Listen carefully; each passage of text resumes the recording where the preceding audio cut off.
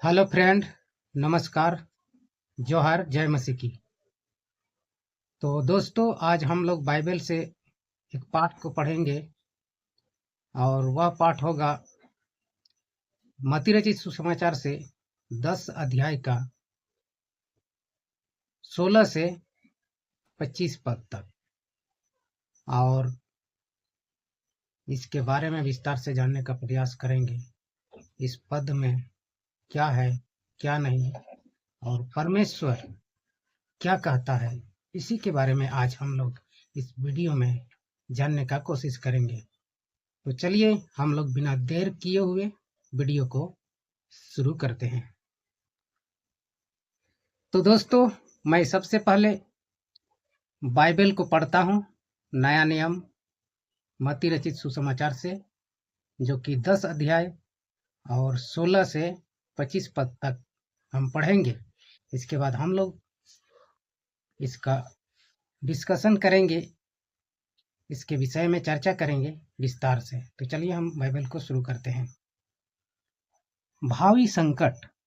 देखो, मैं तुम्हें भेड़ों के समान भेड़ियों के बीच में भेजता हूँ। इसलिए सर्प के समान चतुर और कबूतरों के समान भोले बनो, परंतु मनुष्य से सावधान रहो, क्योंकि वे तुम्हें कचहरियों में सौंपेंगे और अपने आराधनालयों में तुम्हें कोड़े मारेंगे। तुम मेरे कारण राज्यपालों और राजाओं के सामने भी उपस्थित किए जाओगे कि उन पर और गैर यहूदियों पर साक्षी बनो। परंतु जब वे तुम्हें पकड़वाए तो चिंतित न होना कि हम क्या और कैसे कहेंगे, क्योंकि जो कुछ तुम्हें कहना है वह उसी घड़ी तुम्हें बता दिया जाएगा। क्योंकि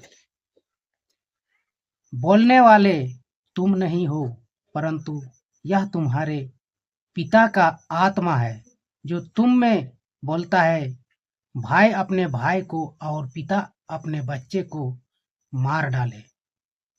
मार डाले जाने के लिए सौंपेंगे, और संतान माता पिता के विरुद्ध खड़े होकर उन्हें मारवा डालेंगे। मेरे नाम के कारण सब तुमसे घृणा करेंगे, परंतु जो अंत तक धीरज रखेगा उसी का उद्धार होगा। जब कभी वे तुम्हें इस नगर में सताएं तो दूसरे में भाग जाना, क्योंकि मैं तुमसे सच कहता हूं कि इससे पूर्व की तुम इसराइल के सब नगरों में फिरना समाप्त करो, मनुष्य का पुत्र आ जाएगा। न चेला अपने गुरु से और न दास अपने स्वामी से बढ़कर होता है। चेले का अपने गुरु के और दास का अपने स्वामी के बराबर होना ही पर्याप्त है।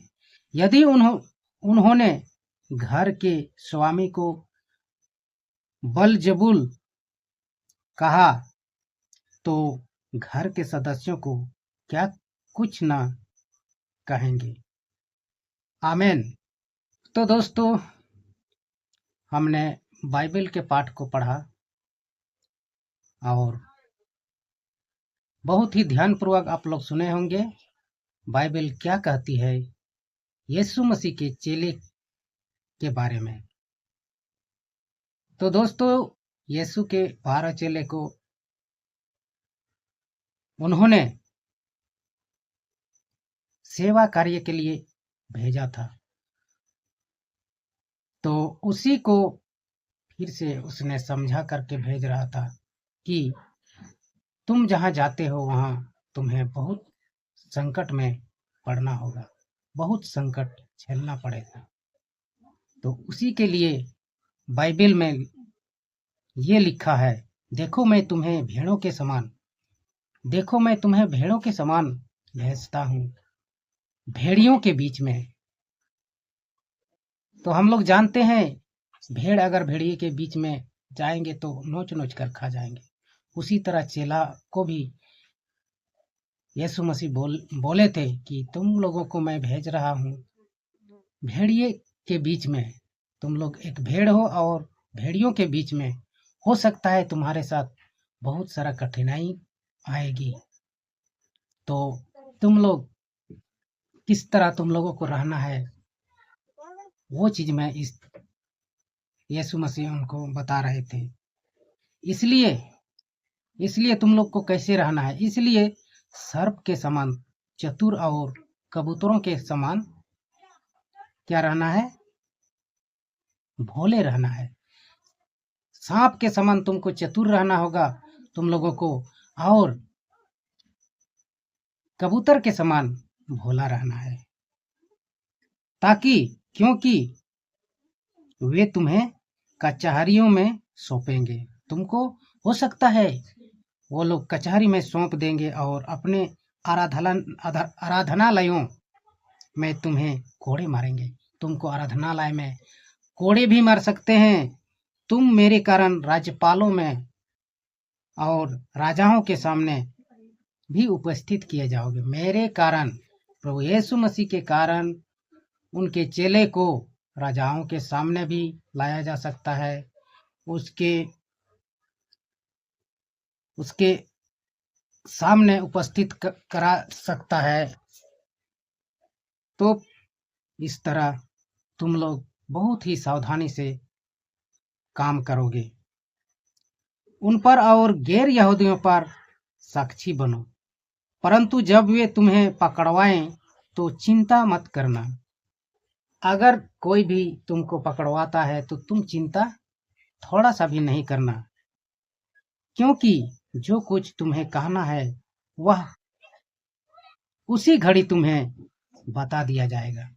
तुमको अगर कोई सौंप देता है किसी राजाओं के सामने या आराधनालयों में, तो तुम चिंता मत करना कि हम क्या बोलेंगे, क्या जवाब देंगे। तुम लोगों को उसी क्षण जवाब दिया जाएगा और तुम उन सब को जवाब देने लगोगे, क्योंकि बोलने वाले तुम नहीं होते हो, क्योंकि जवाब देने वाले तुम नहीं होते हो, परंतु यह तुम्हारे पिता का आत्मा है। क्योंकि तुम चिंता मत करो, क्योंकि तुम वहां बोलने वाले नहीं हो। तुम्हारे द्वारा तुम्हारा परम पिता परमेश्वर बोलता है, उसका आत्मा बोलता है जो तुम में बोलता है। भाई अपने भाई को और पिता अपने बच्चे को मार डाले जाने के लिए सौंपेंगे। भाई अपने भाई को और पिता अपने बच्चे को मार डालने के लिए क्या करेंगे, सौंपेंगे। और संतान अपना माता पिता के विरुद्ध खड़े होकर उन्हें मरवा डालेंगे। मेरे नाम के कारण सब तुमसे घृणा करेंगे। यीशु मसीह के नाम के कारण तुम लोगों से सब आदमी क्या करेंगे, घृणा करेंगे। बहुत तुम लोगों को सताया जाएगा, घृणा हो करेगा।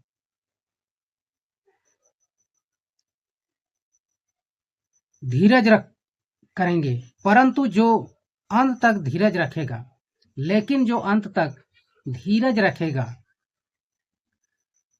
जो अंत तक धीरज रखेगा, धीरज रखेगा, उसी का क्या होगा, उद्धार होगा। जो अंत तक धीरज रखेगा उसी का उद्धार होगा। जब कभी वे तुम्हें इस नगर में सताएं तो दूसरे में भाग जाना। जब तुमको इस नगर में कोई परेशान करता है, सताता है, तो तुम दूसरे नगर को भाग जाना, क्योंकि मैं तुमसे सच कहता हूं कि इससे पूर्व कि तुम इस्राएल के सब नगरों में फिरना समाप्त करो, मनुष्य का पुत्र आ जाएगा। तुम इस्राएल के सभी नगर में पहुंचते पहुंचते तुम्हारे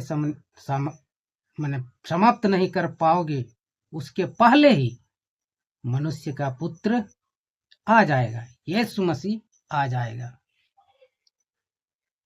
ना चेला अपने गुरु से और ना दास अपने स्वामी से बढ़कर होता है। हम लोग जानते हैं ना चेला गुरु से बड़ा होता है, ना स्वामी से उसका दास बड़ा होता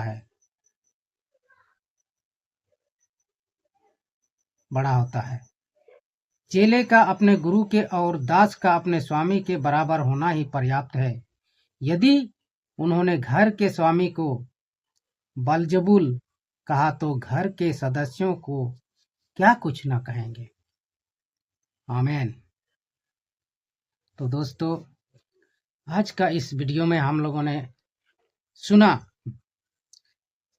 चेला को भावी संकट आ सकता है और क्या क्या संकट आ सकता है, उसी के विषय में प्रभु यीशु मसीह ने अपने 12 चेलों को बताया और उसको निडर किया कि तुम लोग डरना नहीं, क्योंकि मैं तुम लोगों के साथ हूं।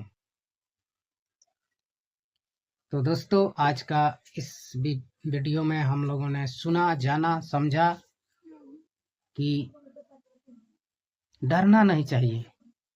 हमारे जीवन में जितना भी बड़ा संकट आए, हम लोगों को डरना नहीं चाहिए, क्योंकि हमारे साथ परमेश्वर है, हमारे साथ प्रभु यीशु मसीह है।